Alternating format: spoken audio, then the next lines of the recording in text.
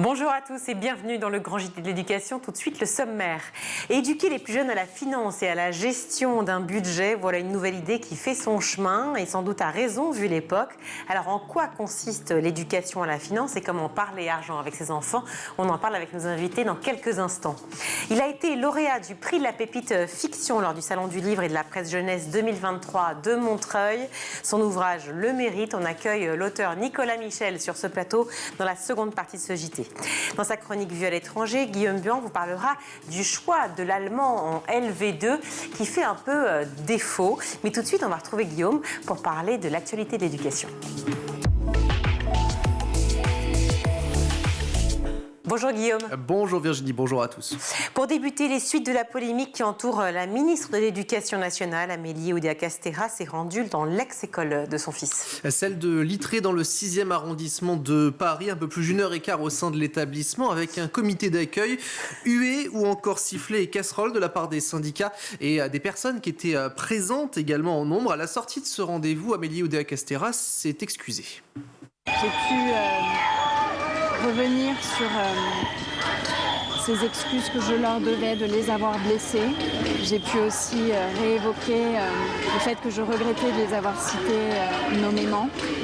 Et j'ai d'ailleurs à cœur qu'ils puissent vraiment être un peu épargnés de tout ça et de travailler dans la sérénité, qu'ils soient préservés. C'était aussi une conversation qui était utile, constructive, dans laquelle on a évoqué ensemble l'avenir de l'école. On a des projets qui sont innovants dans cette école. Ils nous fait part de leurs attentes, ils nous fait part de leur vision de comment améliorer et traiter les problèmes de l'école. Et c'est cette feuille de route que je vais continuer à porter en restant à l'écoute. Alors depuis vendredi, la ministre est au cœur donc d'une polémique sur l'inscription de ses 3 enfants à l'école Stanislas, le prestigieux établissement privé de la capitale. Un choix motivé par des paquets d'heures pas sérieusement remplacés dans le public. Voilà ce qu'a expliqué la ministre. Mais selon Libération, qui a recueilli le témoignage de l'ancienne enseignante de leur fils en 2009, il n'était pas question de manque de professeurs, mais le couple en fait a décidé d'envoyer leur fils dans cet établissement privé suite à ce que l'école Littré leur a refusé tout simplement le passage anticipé de leur enfant en moyenne section, jugeant tout simplement l'élève encore trop petit. Il n'est donc pas question d'absence. Alors pour tenter d'éteindre cette polémique, la ministre a eu hier soir un échange avec l'ancienne institutrice de son fils aîné, mais ces accusations sont contredites par Isabelle Brouet. Elle est mère de 2 enfants, elle a été elle aussi mis ses enfants scolarisés à l'époque dans cet établissement. Elle est ancienne élue également FCPE. Écoutez. J'ai aucun souvenir qu'il y ait eu la moindre absence, quelque chose qui serait notable. Ça pouvait arriver, quelqu'un ait la grippe. Dans ces cas-là, il y avait évidemment un remplaçant. Les enfants étaient accueillis quoi qu'il arrive. Et non, j'ai pas le souvenir d'absentéisme, pas du tout, quoi. Ça se passait très bien au sein de l'équipe pédagogique, ça se passait très bien entre les parents et les enseignants ou les enseignantes. C'est un quartier ultra privilégié. Il n'y a aucun problème, quoi. Il y a pas mal de parents qui faisaient le chemin dans l'autre sens, qui venaient du privé vers le public en disant non, Stanislas, les enfants étaient trop abîmés, quoi. C'était vraiment trop dur. Un témoignage recueilli par nos confrères de France Inter, c'était hier soir. Une nouvelle fois, l'opposition, les syndicats n'ont pas manqué de réagir.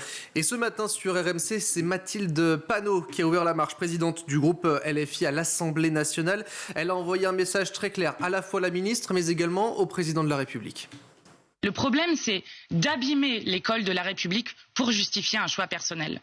Ce qu'il faut, c'est reconstruire l'école de la République face au manque de moyens qui a été organisé par Emmanuel Macron. Et je crois que Mme Oudéa-Castéra ne peut plus rester à ce poste vu les propos qu'elle a tenus et le mépris envers les personnels qui appellent d'ailleurs à manifester le 25 janvier et le 1er février. Et nous serons avec eux dans la rue. Autre réaction, cette fois-ci c'était sur RTL, celle de Fabien Roussel, le secrétaire national du Parti communiste. Lui aussi, il a formulé 2 vœux.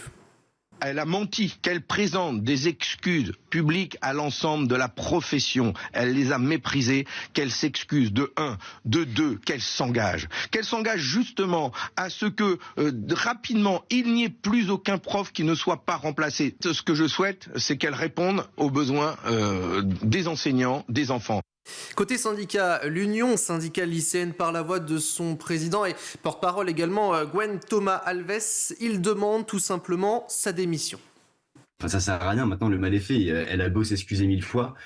Libération, Mediapart ont révélé les choses qu'il fallait. On a une ministre qui, aujourd'hui, ne fait pas confiance à l'éducation nationale. Et du coup, nous, maintenant, notre mot d'ordre est très clair. On appelle à la démission de Madame Oda Castéra face à ce déluge et face à cette déconnexion et au mépris qu'elle a envers la communauté enseignante. Et on rappelle aussi que l'Union syndicale lycéenne se tient aux côtés des enseignants qui, chaque jour, en fait, s'efforcent de donner des moyens, s'efforcent à donner des cours à nous, élèves, tout ça en ayant beaucoup moins de moyens chaque année, puisque depuis 2017, il y a eu 8000 postes des professeurs supprimés par Emmanuel Macron. Amélie Oudéa Castéra, il en est certainement question en ce moment même au sein de l'Élysée avec la conférence de presse promise par Emmanuel Macron, un rendez-vous avec la nation.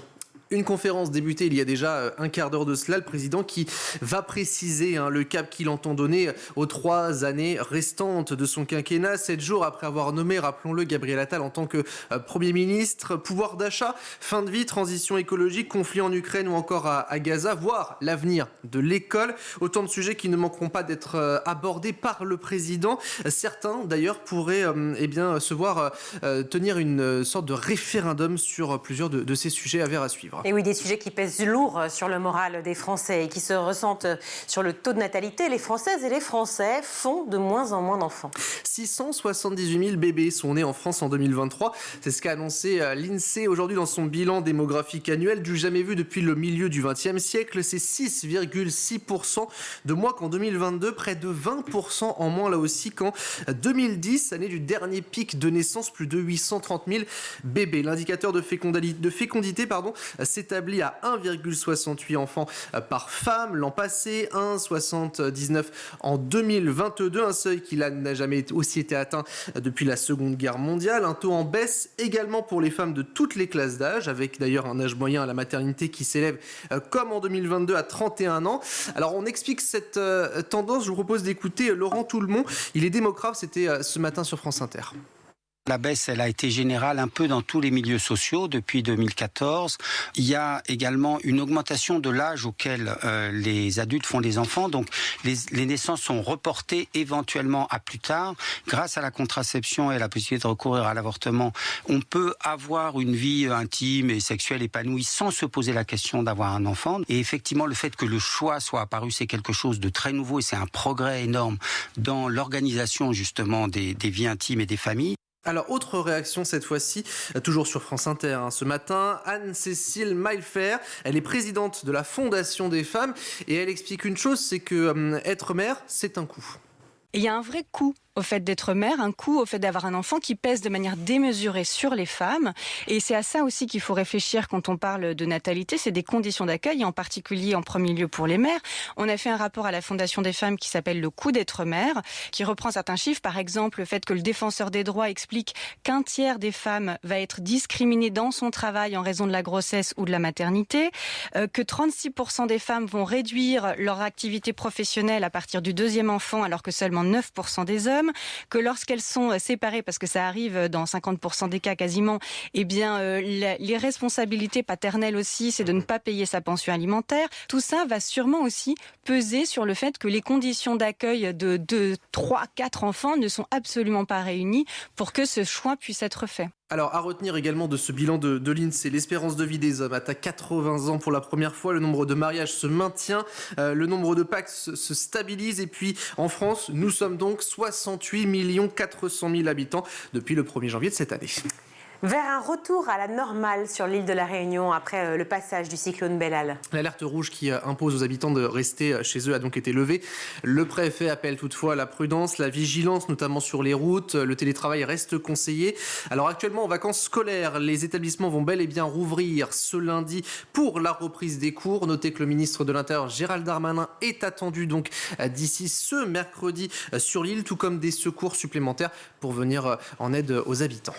Nous vous emmenons maintenant en Haute-Saône où l'école buissonnière a fini par coûter cher à un père de famille. Âgé de 37 ans, il a été condamné à 600 € d'amende par le tribunal de Vesoul après les très nombreuses absences de son fils de 14 ans au collège. 96 jours sans aller en cours entre avril 2022 et juin 2023. L'établissement scolaire ainsi que l'éducation nationale ont adressé plus d'une dizaine de courriers à ce père de famille qui n'a jamais répondu. L'été dernier, il a fini par s'expliquer. Son fils ne voulait plus se rendre au collège après y avoir vécu eu plusieurs problèmes. Il ne voulait pas non plus être séparé de ses camarades, une situation qui était devenue compliquée à gérer pour ce père de famille qui a tout simplement décidé de ne pas le remettre à l'école. Il faut rappeler que l'école est toutefois obligatoire au moins jusqu'à l'âge de 16 ans. Merci beaucoup Guillaume. Les questions financières sont présentes au quotidien pour vous, parents, mais aussi pour les plus jeunes. Confrontés de plus en plus tôt à la question des achats, du budget et de l'argent en général, eh bien l'éducation à la finance devient de plus en plus importante, même à l'école. Mais parler argent, c'est aussi savoir comment en parler. C'est la question du jour. Pour en parler, je suis ravie d'accueillir sur ce plateau Albert Dantoir. Bonjour. Bonjour. Merci d'être avec nous. Vous êtes directeur général adjoint de Nalo. On va parler de Nalo. C'est une plateforme digitale de conseil d'investissement sur mesure. Attention. Important. Attention, qui propose une nouvelle façon d'investir. Vous avez compris, on va parler d'argent aujourd'hui. Et aussi en présence de Kevin Bergeon. Bonjour. Bonjour. Bonjour Kevin, merci d'être avec nous. Vous êtes psychologue clinicien à l'hôpital américain. Oui. En cabinet aussi libéral à Neuilly-sur-Seine, où vous accueillez des enfants et des ados. Et vous traitez justement aussi de ce sujet, la consommation, l'argent, le rapport à oui, c'est ça, la consommation de manière générale, et puis j'imagine aux réseaux sociaux, parce que finalement, le sujet est assez dense. Alors, selon une enquête menée par l'Institut CSA, 91% des jeunes de 15 à 17 ans ont déjà un compte bancaire ou un livret A, ou un livret de manière générale, 61% une carte bancaire, et 75% reçoivent de l'argent de poche. En moyenne, c'est à peu près 36 € par mois. Cette année, ce sont plus de 750 000 élèves qui vont participer à ce module d'éducation financière mis au point par la Banque de France. Alors l'objectif, donc vous l'avez compris, c'est de familiariser les jeunes, peut-être les moins jeunes aussi, par le biais justement des plus jeunes, familiariser les parents, ou les refamiliariser avec ce que c'est que l'investissement et un budget. Donc la notion de dépenses, de paiement, d'épargne aussi, ou encore de crédit. C'est bien un partenariat avec la Banque de France, c'est ça l'éducation nationale ? Passeport et Ducfi, c'est ce qu'ils veulent mettre en place, ce qui est une bonne idée parce que, en effet, les notions d'argent, nous on le voit même avec nos clients qui peuvent être un peu plus âgés, où il y a quand même un manque de connaissances sur tout un tas de choses, qui n'est pas le cas dans d'autres pays.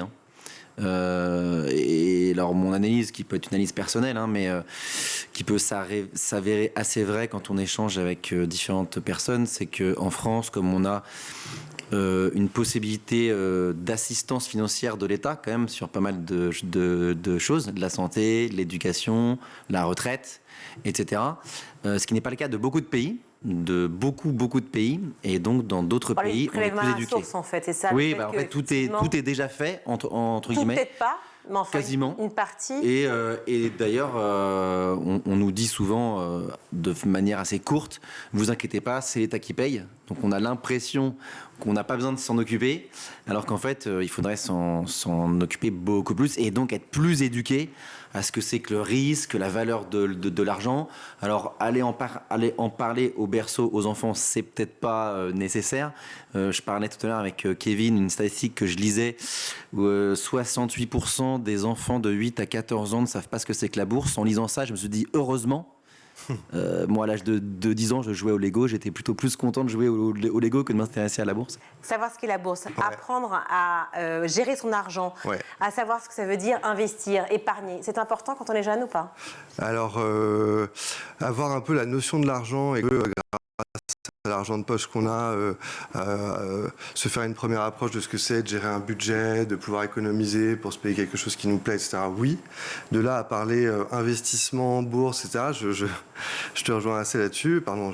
Oui, ça me paraît un peu prématuré, quoi. C'est-à-dire que quand on est enfant, même ado, c'est pas forcément des questions qu'on se pose, quoi. Et pourtant, les enfants sont confrontés très tôt, finalement, aux achats, ne serait-ce que pour Noël. On a tous connu cette période, enfin, je ne sais pas si vous êtes parents, mais cette période où les enfants courent dans les allées, disent « moi, je veux ça, je veux ça, je veux ça ». Et il faut faire des choix. Il faut faire des choix par éducation et aussi parce qu'on a un budget qui est fixé au départ.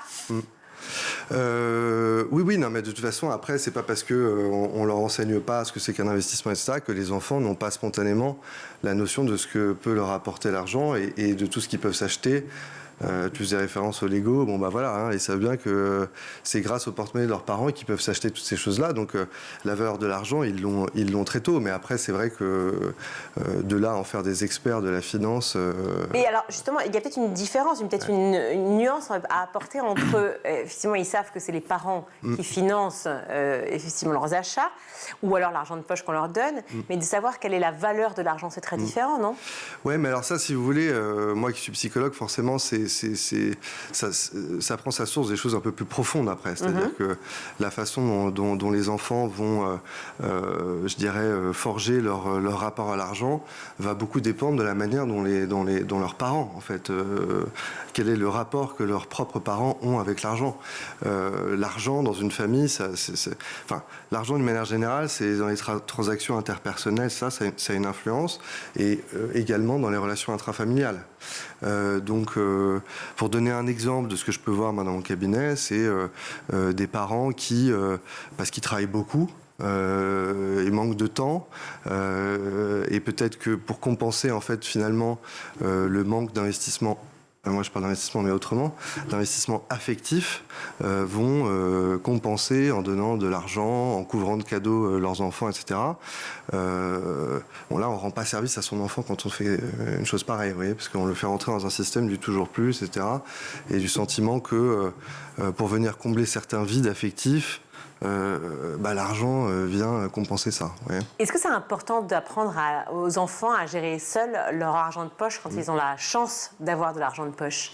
Alors je ressouligne quand ils ont la chance d'avoir de l'argent de poche, parce que je pense que c'est une minorité. C'est une minorité parce qu'économiquement, il faut déjà que les parents gagnent un revenu qui puisse permettre ça. Deuxièmement, je rejoins un peu aussi ce que disait Kevin sur la notion de l'argent et la place qu'il faut en donner. C'est-à-dire que plus on en donnera en argent de poche, plus on en donnera donc une place qui est importante, limite un troisième parent, quoi, presque. Moi, vous demandiez si on avait des enfants, j'en ai 4. Ils ont entre 7 ans et quelques mois. Celui de 7 ans, quand il va dans un magasin et qu'il me dit « Tiens, papa, j'aimerais ça », je lui dis « Alors, déjà, ça, c'est quoi? Est-ce que c'est utile?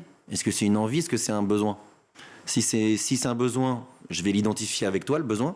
Si c'est qu'une envie, je vais te dire « En fait, les pulsions, envies, ça se gère. » Et c'est ce qu'on doit apprendre parce que de manière plus large, là on vient à l'école effectivement et à ce fameux passeport EducFi dont on va parler, mais est-ce que c'est aussi une notion très importante que de faire la différence? Est-ce que les parents doivent aussi aller vers ça, cette fameuse question de la nécessité du besoin? C'est même une question qui est principale. Parce qu'après, j'imagine, là, peut-être Kevin pourra préciser, mais entre le besoin et l'envie, c'est quand même deux choses très différentes et ça peut créer ensuite des adultes qui ne sont que dans les pulsions, donc dans la consommation pure, qui ne construisent pas finalement parce qu'ils se basent pas sur des besoins, ils se basent sur ils se disent je suis fatigué, allez, je vais me faire un petit plaisir de je sais pas quoi, puis 1, puis 2, puis 3, puis à la fin du mois, j'ai plus d'argent. Bah oui, à force de répondre à ces pulsions, on ne gère plus son argent. Vous parlez de gestion de l'argent. Et pour qu'un adulte gère bien son argent, je pense qu'il faut qu'enfant, il faut apprendre à maîtriser ses pulsions et ses envies, quoi. Ouais. Après, justement, j'ai envie de dire que heureusement que l'argent ne sert pas uniquement à remplir les besoins, parce que sinon, ce serait un peu triste. Donc, évidemment, la notion de plaisir, elle est excessivement importante. Moi, je dirais que c'est surtout une question d'équilibre, quoi. C'est-à-dire que ce qu'il faut éviter pour pas justement, mal influencer ses enfants sur la question de l'argent et le rapport qu'ils ont avec ça, c'est effectivement ce que je disais tout à l'heure. Pour reprendre cet exemple, c'est pas de déverser sur eux un flot d'argent ou de cadeaux, etc., qui fait que, surtout s'ils ont l'impression de rien faire de spécial pour le mériter. Mais alors ça, c'est encore plus rare. On dit déjà que l'argent de poche. Non, mais ça dépend. Oui, mais enfin. Ça arrive. Ça arrive.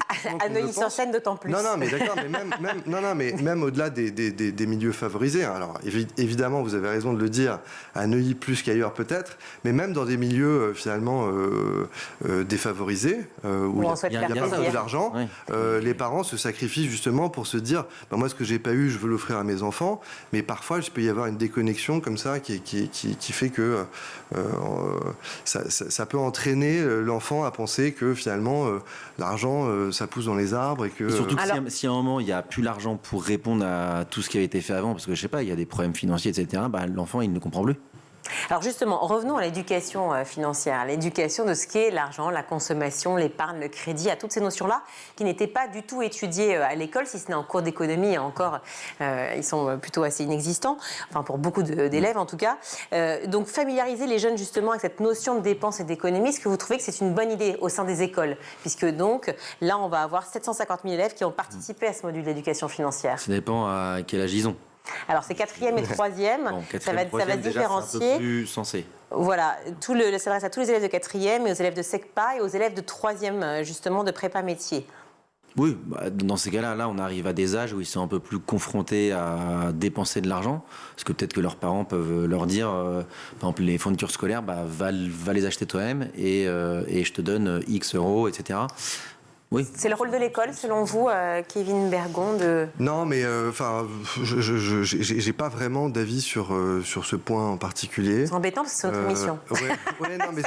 Non, mais ce que je veux dire, c'est tout dépend de ce dont on parle quand on parle d'argent. C'est-à-dire que si c'est finalement quelque chose qui ressemble plus à un cours d'économie, etc., pourquoi pas? Enfin, je veux dire, qu'on sensibilise dès la 4e sur des sujets comme ça, pourquoi pas? Après, est-ce que ça va vraiment aller dans le fond des choses telles que moi je le vois en tant que psychologue? Voilà, donc... il faut d'abord éduquer les parents, peut-être aussi. Oui. Et après, certainement les professeurs, parce que ceux qui vont dispenser ces cours, justement, c'est la formation des professeurs.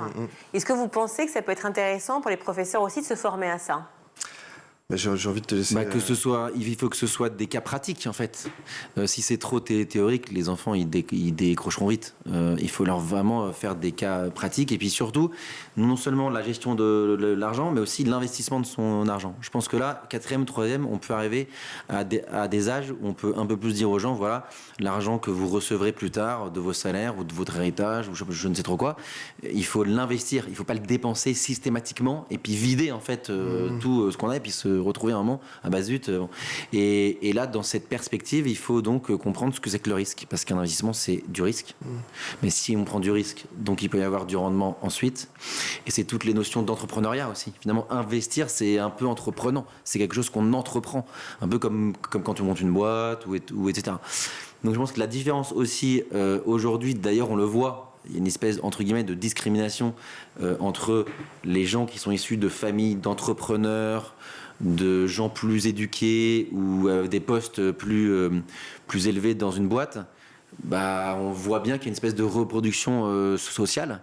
Alors, on a toujours des exemples d'entrepreneurs qui viennent, en effet, qui ont été très courageux, qui viennent de milieux beaucoup plus défavorisés et qui se sont remontés les manches, mais finalement, il y en a très peu en pourcentage, comparé à ceux qui viennent de familles déjà dans ce... Vous parlez de la reproduction, effectivement. La reproduction sociale. On voit bien qu'on a beau faire tout ce qu'on veut, elle est quand même très très existante. Je ne pense pas qu'elle s'efface demain. Et alors justement, est-ce que ces cours-là et cette possibilité de passer ce passeport éducatif pourrait permettre de justement gommer davantage les inégalités? Commencer, mais il ne faut pas penser que ça va gommer comme ça en quelques années. Oui, voilà. C'est sûr. Non, mais du coup, plus sur la question de l'apprentissage de la gestion de l'argent, puisque c'est apparemment plutôt de ça dont il s'agit. De ce point de vue-là, l'argent de poche, c'est un concept assez intéressant. C'est-à-dire que c'est vraiment permettre à l'enfant de gérer son budget, d'apprendre éventuellement, s'il n'a pas assez d'argent pour se payer ce dont il rêve, d'attendre un peu, sans que ce soit un investissement. Il n'y a pas d'intérêt qui court, mais en tous les cas, voilà, c'est au moins l'idée de se dire que il gère son budget et en même temps, c'est aussi l'accompagner dans la prise d'autonomie, puisque plus on grandit, plus on est censé devenir autonome. Et donc, de ce point de vue-là, qu'ils apprennent à gérer leur argent, c'est bien. Voilà ce que je peux Vous voyez avec tous les enfants que vous rencontrez, adolescents qui viennent dans votre cabinet, j'imagine beaucoup d'enfants qui sont pris par la folie des réseaux sociaux, j'espère pas trop par le harcèlement, mais forcément il doit y en avoir, mais aussi par des comportements compulsifs via les achats sur Internet et via la volonté de consommer en permanence. Est-ce que justement c'est aussi une façon, ce type de cours, de cours d'éducation à la finance, de se prémunir justement des arnaques aussi? Ah, ouais, dans ce sens-là... à la fois du lien sur les réseaux et des arnaques. Ouais. Mais en fait, tout dépend des contenus de ces cours. Hein, je ne sais pas si vous avez des informations sur les contenus des cours qui seront donnés. A priori, ce sont 2 heures de formation qu'on peut répartir comme on veut. Est-ce que c'est suffisant déjà? On aura 2 heures sur toute l'année? Oui. c'est pas énorme. Enfin, en vrai, on m'aurait dit 10 heures, j'aurais déjà été un peu plus... Mais 2 heures, c'est quand même pas beaucoup. Il y a quand même beaucoup de notions à apprendre. Est-ce que ce serait peut-être 2 heures, résultat, en 4e, 3e, seconde, première, terminale par an. Mais surtout, il y a une question. En France, on peut travailler à partir de l'âge de 16 ans.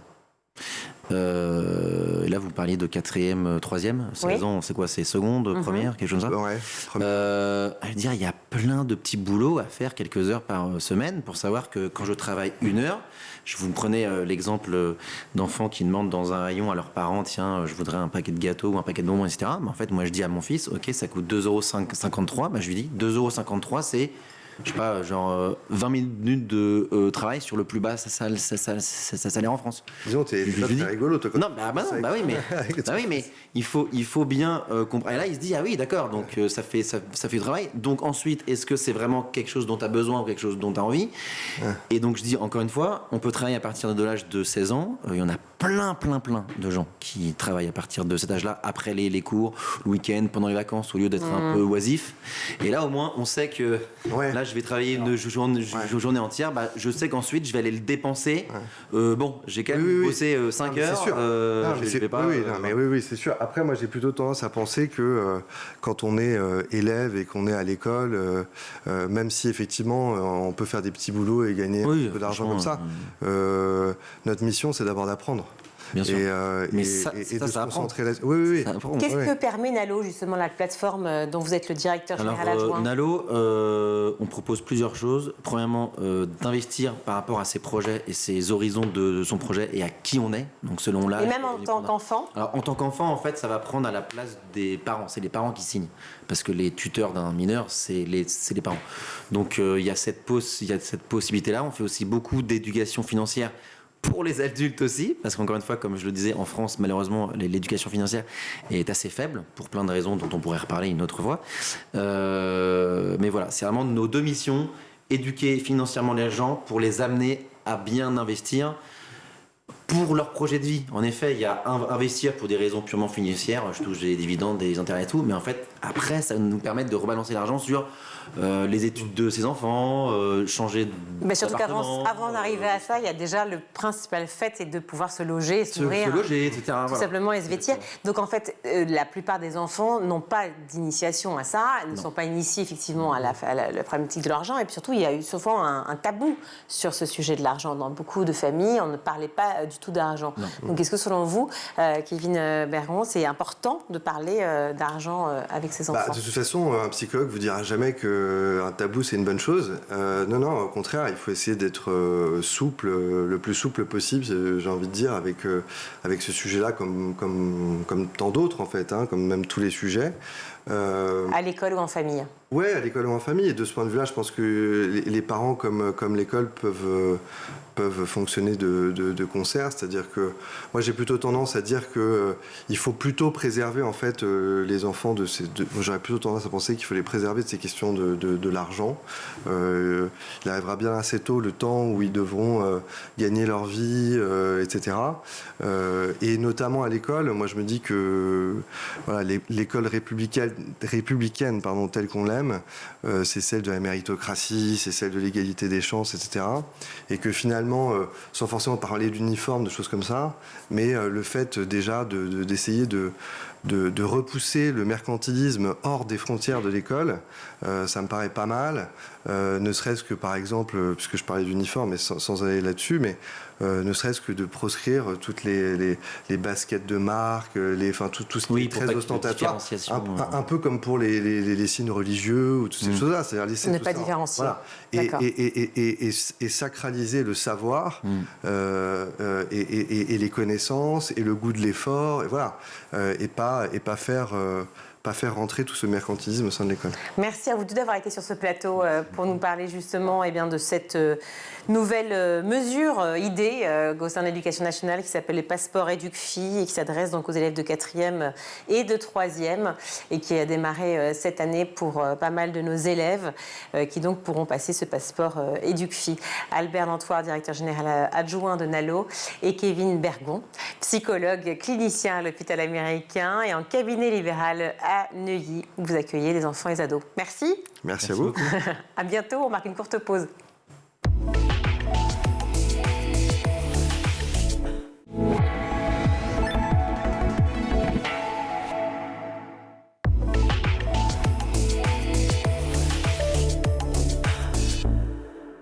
De retour dans le grand JT d'éducation, je suis ravie d'accueillir Nicolas Michel. Bonjour. Bonjour. Merci beaucoup d'être avec nous sur ce plateau. Vous êtes auteur de Océan, un très très bon livre. Vraiment, je me suis délectée d'un livre qui a reçu d'ailleurs lauréat de la pépite fiction ado du Salon du Livre et de la presse jeunesse 2023 à Montreuil. Il est paru aux éditions Talent Haut. Alors, tout démarre, Nicolas Michel, en 2052, si je ne me trompe pas. C'est à peu près ça. Avec l'une des héroïnes qui s'appelle Nell et qui naît avec une écaille sur la nuque. Oui, c'est le point de départ du livre, c'est-à-dire une naissance et les parents, à la naissance, remarquent, enfin un médecin remarque une petite anomalie. Et cette anomalie, c'est une écaille rouge, très précisément, et placée au milieu de la nuque. Et c'est à partir de ce petit détail que tout le livre va se construire. Exactement. En parallèle de cela, en 2100, eh bien, il y a Chloé, l'autre héroïne, si je puis dire. Et encore, on remettra en question la notion de super-héros dans le livre. Mais Chloé participe justement à un concours réservé aux porteurs d'écailles, une sorte de nouvelle race humaine qui étant née à ce moment-là. Et elle est assez... je dirais, embrigadée, finalement. Est-ce qu'on pourrait l'imaginer aujourd'hui, alors en arrière du coup, en 2024, on pourrait la représenter comme une écologiste pure et dure ou pas ? On peut la représenter comme une écologiste, mais après, on peut la représenter comme toute personne embrigadée. C'est-à-dire que sa particularité d'avoir une écaille la rend apte à concourir à une espèce de combat organisé par une personne pour gagner le droit de rejoindre une cité écologiste radicale. Mais c'est une question d'embrigadement qui peut se poser sur tous les domaines de la vie politique en réalité. Oui, alors c'est pour ça que j'ai aussi aimé ce livre. Alors parce que pour l'histoire, pour l'intrigue, vous avez compris, je cherche à ne pas dévoiler, mais en même temps, je vais vous mettre en appétence, en appétit par rapport à cela. Mais il y a effectivement ces grandes thématiques qui ressortent, à la fois l'embrigadement, à la fois l'engagement aussi et le côté collectif, le collectivisme. C'est-à-dire qu'en fait, ce n'est pas juste l'histoire de Nell et de Chloé, c'est une histoire collective finalement.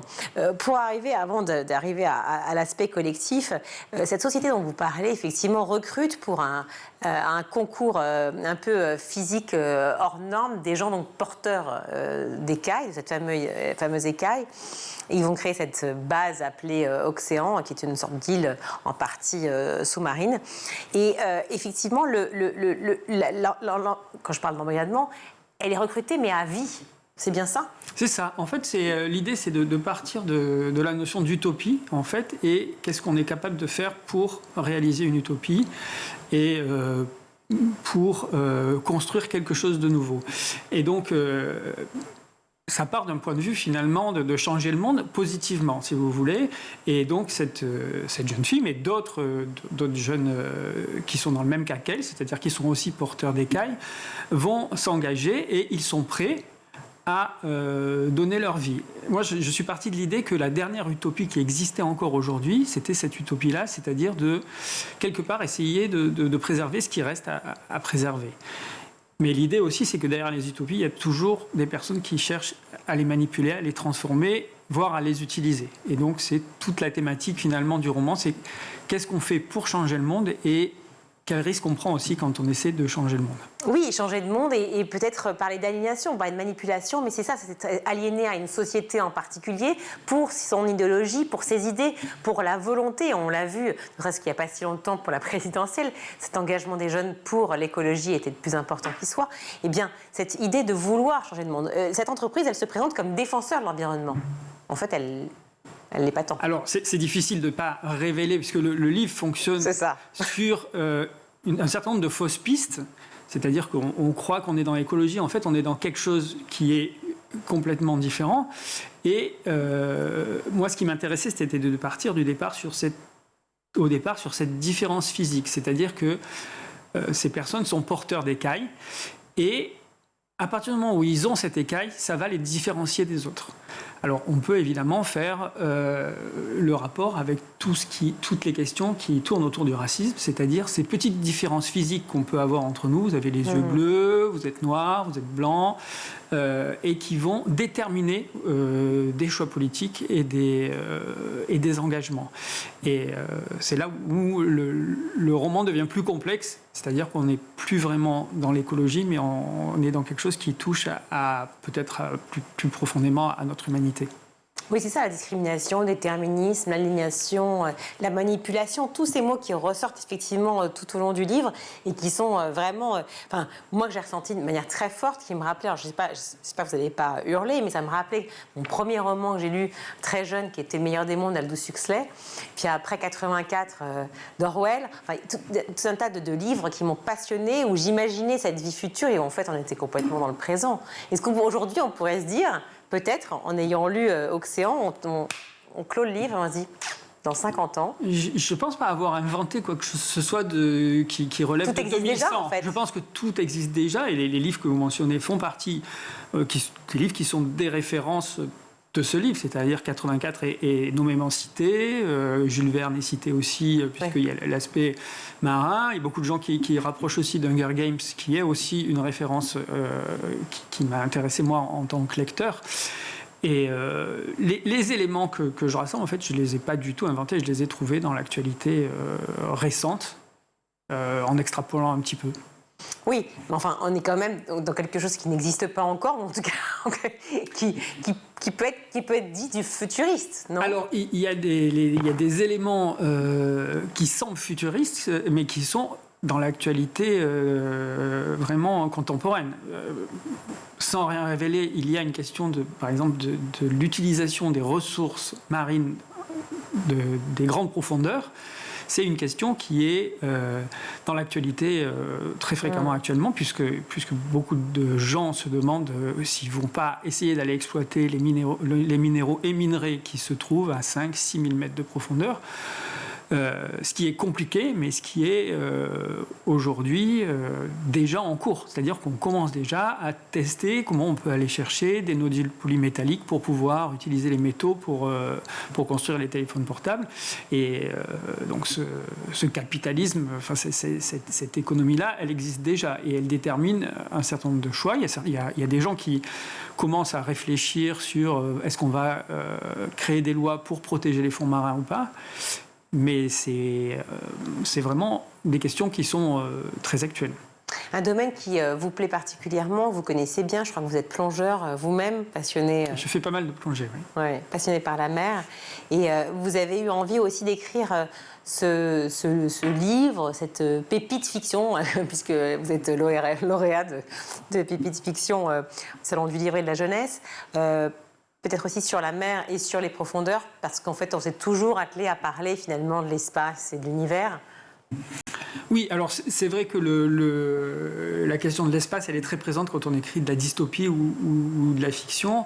Or, aller dans l'espace, c'est finalement beaucoup plus facile que d'aller dans la grande profondeur. Quand vous descendez à 6000 mètres de profondeur, vous avez des conditions qui sont beaucoup plus complexes à gérer.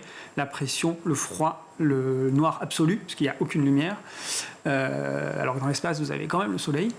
Donc, ils sont extrêmement difficiles à gérer. Et du coup, qui ont été moins traités dans la science-fiction ou la dystopie, alors que c'est notre univers le plus proche. Et finalement, ça couvre 70% de la Terre. Mais oui, alors pourquoi selon vous, justement, puisque ça couvre 70% de la Terre, parce que c'est extrêmement présent, parce que c'est là où il y a la vie Pourquoi ça n'a pas été traité Je pense parce que c'est peut-être moins exotique, plus mystérieux, moins facile à explorer, et parce qu'on est dans le...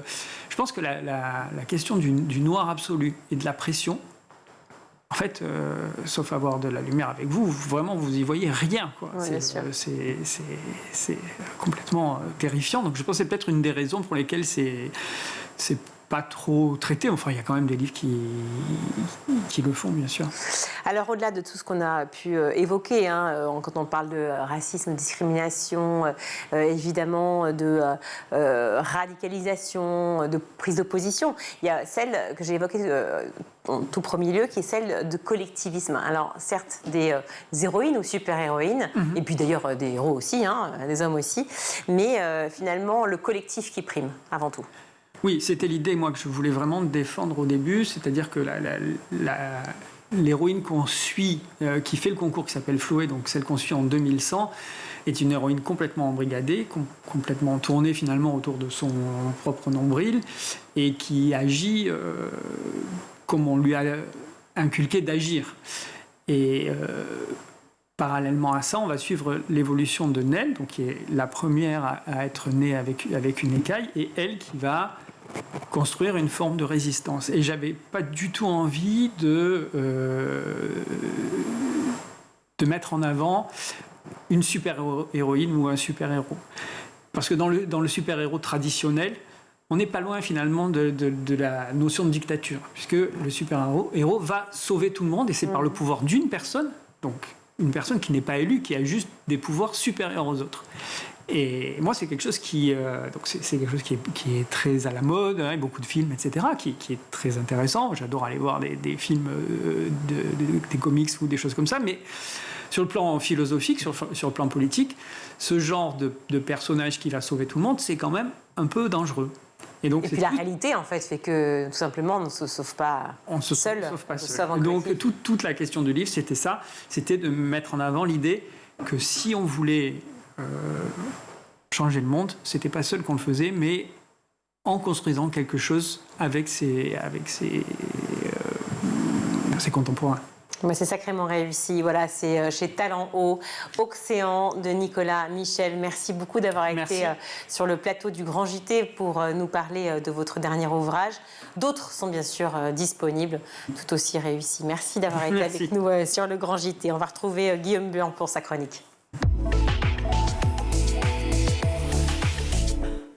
Guillaume, aujourd'hui on va parler allemand. Vous savez que votre acolyte, Guillaume Ouattara, m'avait fait parler allemand sur School TV avec l'IA, mais en fait je ne parle pas allemand couramment. Alors justement, sachez que la langue de Goethe n'attire plus vraiment aujourd'hui malheureusement dans les écoles, les collèges et les lycées. Je dis malheureusement parce qu'apparemment ceux qui la pratiquent l'adorent.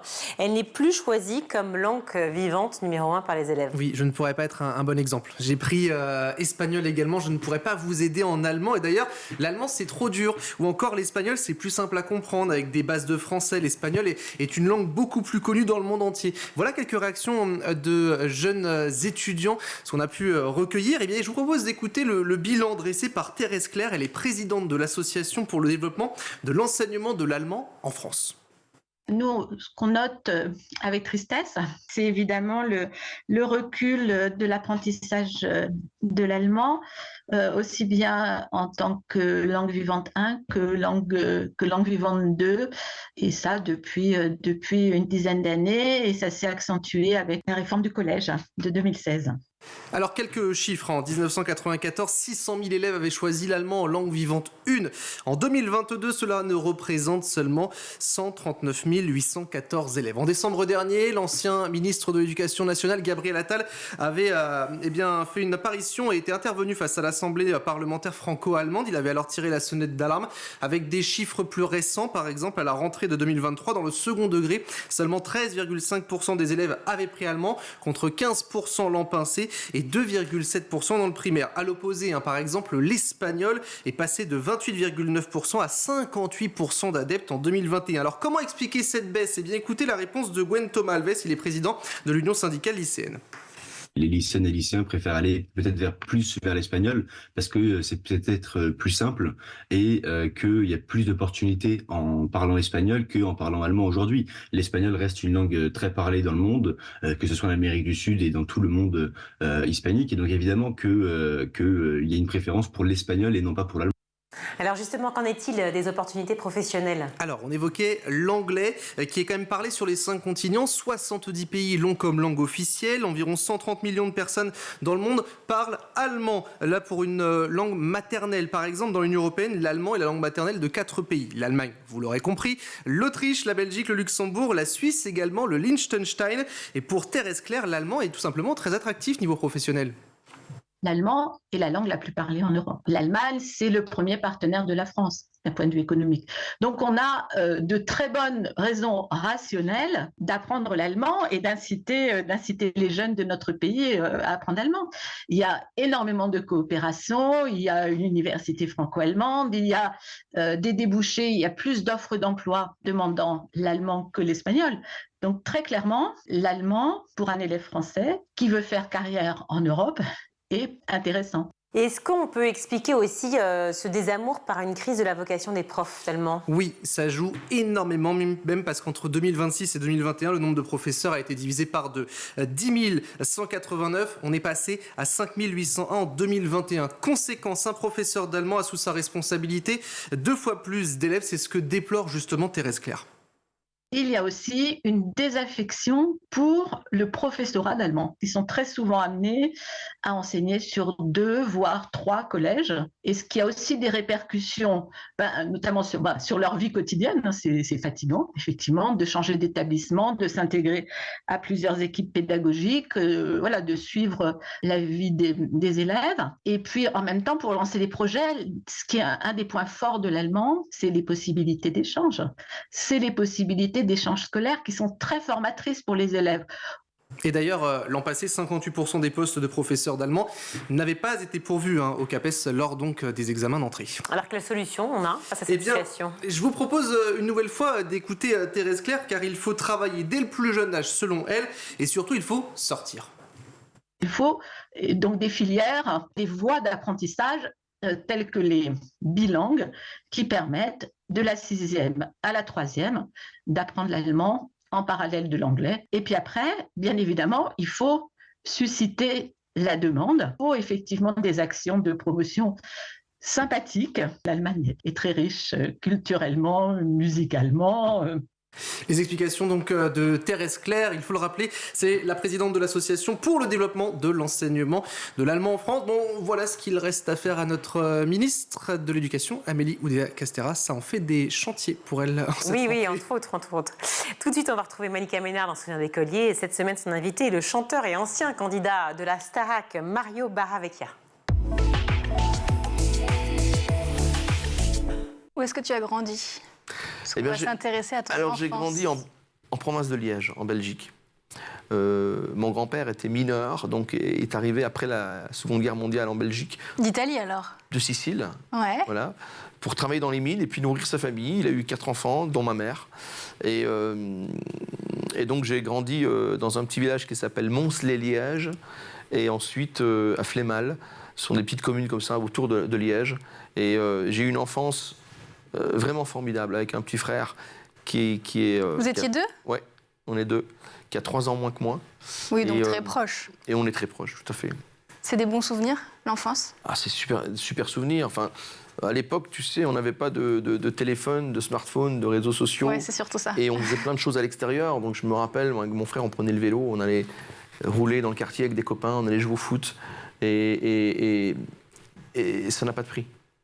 Tu dirais que tu as eu une enfance heureuse? J'ai eu une enfance, ouais, heureuse, très heureuse, même par mes grands-parents. Ma grand-mère paternelle était en Sicile, mais ma grand-mère maternelle était en Belgique. Et j'ai été élevé pendant 5-6 ans par ma grand-mère maternelle. Comment ça se fait? Parce que mes parents travaillaient tous les deux. Mon père avait un restaurant et puis ma mère travaillait à l'usine, donc c'était très compliqué. Vous avez des horaires compliqués. Et donc jusqu'à, je crois, l'âge de 6 ans, j'étais avec mes grands-parents maternels et c'était comme... Avec ton frère, du coup? Avec mon frère, bien sûr. Et tu voyais tes parents quand? Le week-end. D'accord. Le week-end. Et puis un jour, ma mère, justement, a pu avoir d'autres horaires de travail, est venue nous rechercher chez ses parents. Et je me rappellerai toujours mon grand-père qui me disait « ce sera la dernière fois que je garderai des enfants aussi longtemps, parce qu'il s'est accroché à nous. Oui, il avait envie parce qu'il a eu tellement de la peine quand il nous a pas eu tous les jours avec lui. Et nous aussi, c'est pour ça qu'on était très très proches. C'est comme si tu avais eu 2 fois 2 parents. Exactement, j'ai eu 2 papas, 2 mamans. Ouais. Effectivement, et ma grand-mère était une femme très importante qui me manque parce qu'elle avait toujours les bons mots, les mises en garde qu'il fallait, etc. Bon, qu'on n'écoutait pas forcément. C'est normal quand on est jeune. Mais aujourd'hui, je me dis, tiens, j'aurais dû l'écouter. Donc du coup, à 6 ans, tu retournes avec tes parents, dans le foyer de tes parents. Est-ce que le changement se fait sentir ou tout Oui, non, mais parce que ma mère venait quand même nous voir. On n'était pas coupés de nos parents. Oui, mais tu dormais pas avec eux tous les jours. Oui, voilà, effectivement, ça. Mais j'ai continué à avoir le rythme, c'est-à-dire que le week-end, j'allais dormir chez mes parents. Vous avez inversé. Voilà, c'est ça. C'était, j'adorais tellement. On a été élevés un peu comme des enfants rois. Hein. J'allais te dire. En tout cas, ça donne beaucoup d'amour, tout ça. Non, mais j'arrivais, on se levait le matin, il y avait la table qui était préparée, le bol de lait, les céréales, les tartines, elles étaient déjà. Il y a la confiture dessus. Enfin, on n'avait plus qu'à tremper notre tartine. Hein. Donc j'ai eu une enfance formidable. Mon père nous emmenait tous les ans en Sicile, dans la famille. On partait tout le mois d'août, un mois à l'époque. Et donc voilà, les souvenirs avec nos cousins, nos cousines là-bas, non, c'était super. On arrive à l'école. Quel genre d'élève tu étais? Alors j'étais bavard. Ça m'étonne pas du tout. On sent que ça déroule tout seul. Je me rappelais alors j'étais très gentil, mais bavardage. Donc bon, et puis non, j'étais un enfant assez studieux. Malgré tout, un jour, le maître d'école convoque mes parents, parce qu'en fait, j'avais la fâcheuse tendance, quand j'avais, je devais avoir 8 ans, 9 ans, de raconter tout ce qui se passait à la maison au prof, au maître. Donc le maître était un peu embarrassé parfois. Il se passait quoi chez toi? Je sais plus, mais donc ma mère... Non, mais de quel ordre? Pour que je comprenne. Je racontais tout au maître. Mon père a dit ça à ma mère s'est engueulée, ma grand-mère, enfin je racontais la vie de chez moi. Donc ma mère est convoquée, et donc écoutez, elle dit, t'avais besoin Madame de parler? Je suis embêtée parce que je connais toute votre vie, votre fils m'a raconté ça. Donc je me suis fait un peu engueuler. Je dis, mais on dit pas ça au maître. Mais comme je l'aimais bien le maître, moi, je lui ai confié ma vie. T'avais besoin d'extérioriser.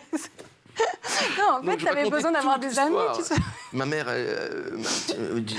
vous savez, ma maman, elle fume en cachette. Elle cache ses cigarettes dans l'armoire, mon père vient, enfin, toutes des histoires pareilles. Je trouve ça génial.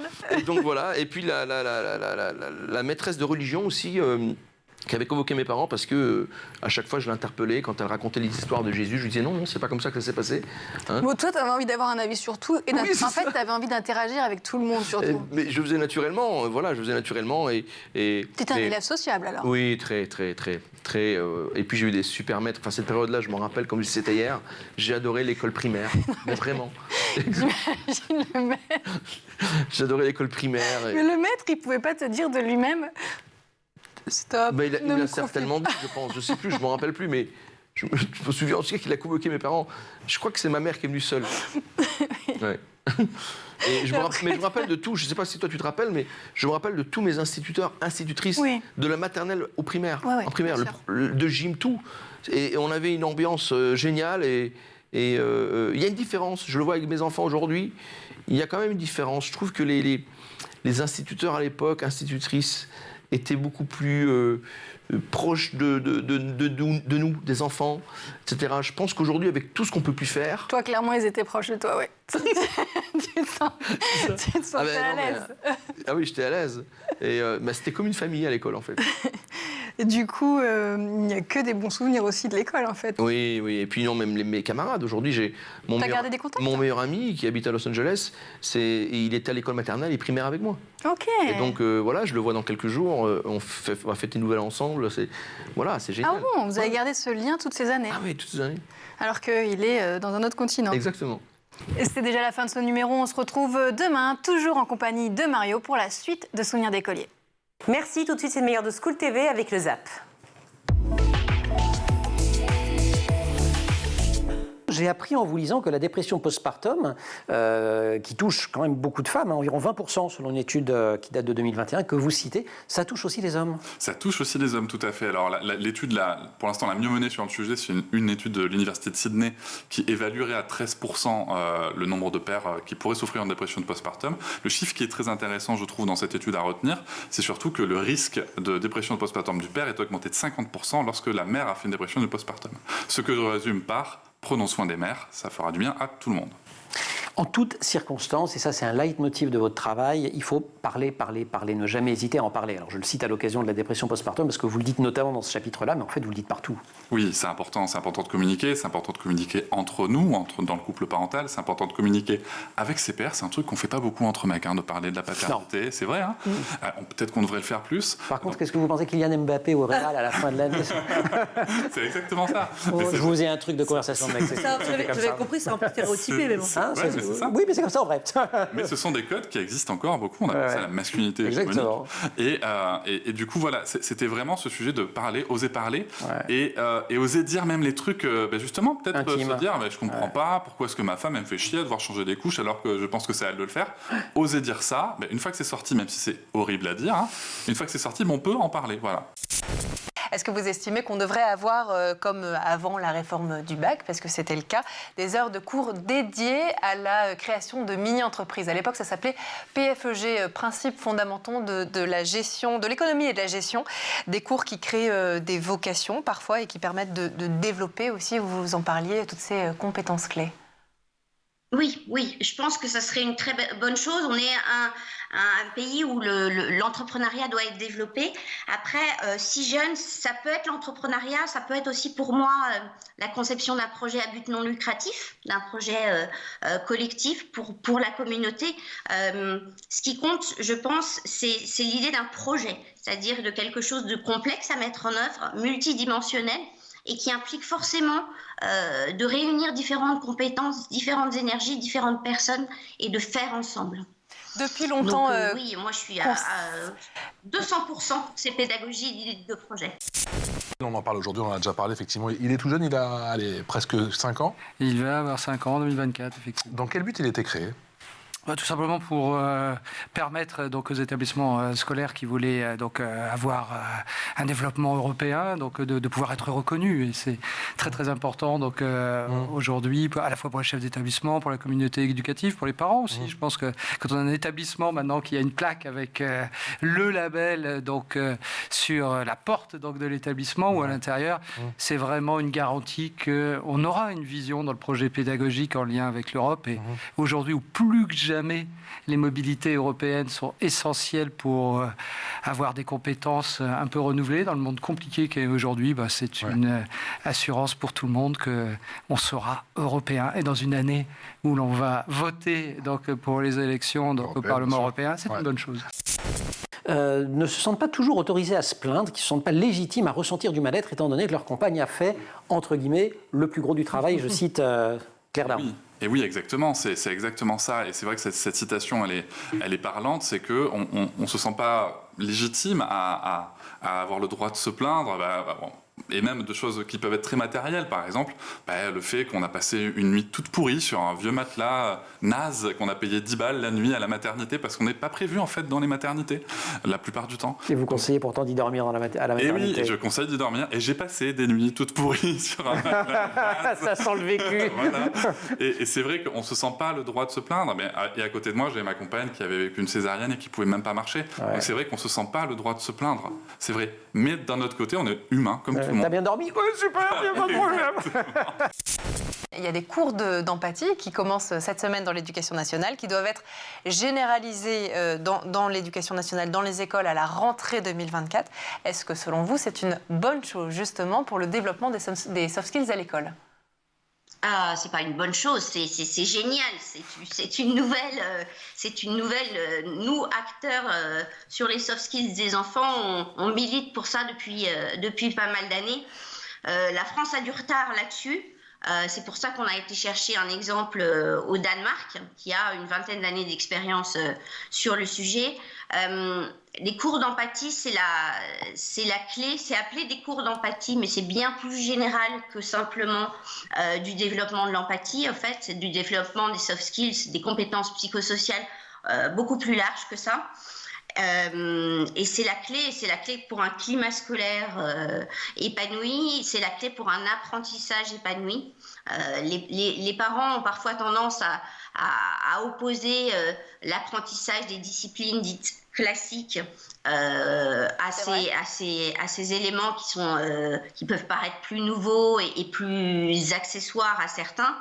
En réalité, développer ces compétences psychosociales, c'est développer la persévérance, c'est développer l'attention, c'est développer la confiance à soi et donc l'impact sur les résultats académiques est prouvé. Développer les soft skills de l'enfant renforce les moyennes scolaires. C'est merveilleux et c'est prouvé. Et quels sont les critères que les établissements doivent remplir pour obtenir le label ? Il y a un petit cahier des charges, je sens. Il y a un petit cahier des charges bien précis, là, attention. Oui, il y a 4 éléments qui sont clés. Donc, le premier, c'est tout simplement que les aspects européens soient inscrits dans le projet, tout simplement pédagogique donc, de l'établissement. Le deuxième, c'est qu'il y ait des activités qui soient en lien, des activités, je dirais, de mobilité ou d'échange, qui soient en lien avec la dimension européenne. Le troisième, c'est qu'il y ait une évaluation de ce qui a déjà été fait. C'est important aussi aujourd'hui, surtout cette année, puisque comme vous l'avez dit dans la présentation, le label va atteindre ses 5 ans. Donc pour la première fois, on va renouveler ou non. Donc ce label, c'est une nouveauté puisqu'il a été créé en 2019. Et puis le quatrième point, c'est qu'on puisse avoir aussi la possibilité de s'inscrire dans un réseau plus européen. Donc les 4 critères sont importants pour pouvoir obtenir le label.